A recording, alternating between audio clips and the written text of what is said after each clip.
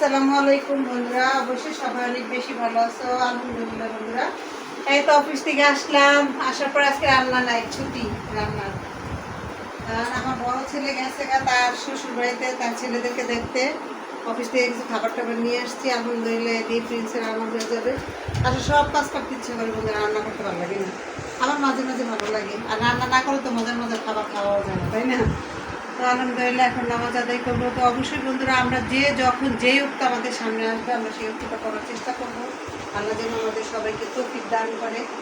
আর অবশ্যই বন্ধুরা পাশে থেকেও লাইক দিও, সাবস্ক্রাইব করো। এবং ঝড় তুফানের দিন চলতেছে, আমরা যদি অবশ্যই কেউ গ্রামের বাড়িতে যাই আমরা দেখে শুনে বুঝে যাব। আর যারা লঞ্চ চালায়, ড্রাইভার, বাস গাড়ি হোক, লঞ্চের হোক, যে স্টিমারের হোক, যা কিছু ট্রলারের হোক, আসলে ওনাদের যেন সবাই সাবধানতা অবলম্বন করে, আল্লাহর উপরে ভরসা করে দোয়া দুরুসে থাকবে। যেন কখন কার মৃত্যু হয়ে যাবে আমরা কিন্তু জানি না।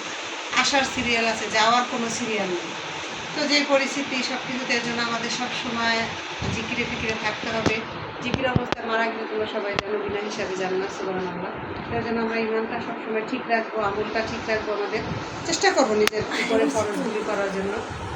তো ভালো থাকো বন্ধুরা, পাশে থাকো, লাইক দিও, সাবস্ক্রাইব করো প্লিজ বন্ধুরা। আসসালামু আলাইকুম।